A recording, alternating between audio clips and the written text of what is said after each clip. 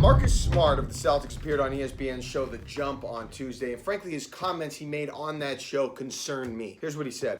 I mean, let's call a spade, right? It's true. We were dysfunctional. You know, we had guys doing what they knew. We had guys scoring the ball. That's what they do. They don't know anything. That's what they do. That's how they made their name. Yep. And you're asking guys to take a step back and not be themselves, you know. And that was hard for a lot of guys. It's hard for anybody to have to look themselves in the mirror and sacrifice something. Yeah. And that's just what it was for us. You know, everybody was trying so hard to help the team, but they didn't know what exactly to do. Basically, what those comments say to me is that Kyrie Irving was more Al Horford than Randy Moss or Terrell Owens. I don't really even want to admit this, but what those comments say to me by Smart is that Kyrie Irving wasn't so much the problem, just absolutely incapable of coming up with a solution. Al Horford certainly wasn't a problem. He just wasn't equipped to lead to get things really turned around the way they had to be. It sounds like that was more Kyrie and that the problems emanated from elsewhere. I thought Smart's comments didn't do any favors for Brad Stevens, only highlighted the struggles he had in getting the team to play as a cohesive unit. And it makes me worried that things will be the same this year, or at least close to what it was last year. Maybe not quite as bad. I mean, Kemba Walker can be a nice guy. Kemba Walker can be easy to get along with. But if on the court people are going to be selfish and not buy in and accept different roles, I'm not sure what Kemba Walker is going to be able to do. One of those guys that appeared to be a problem is out of the mix in Terry Rozier. And again, not just the physical, but the emotional development and maturity of Jason Tatum and Jaylen Brown remains huge for this team. It is paramount. It'll be everything for this team. Because obviously those are a couple of the guys that Smart was referring to on that show. Brad Stevens needs to be better. And based on what Smart said,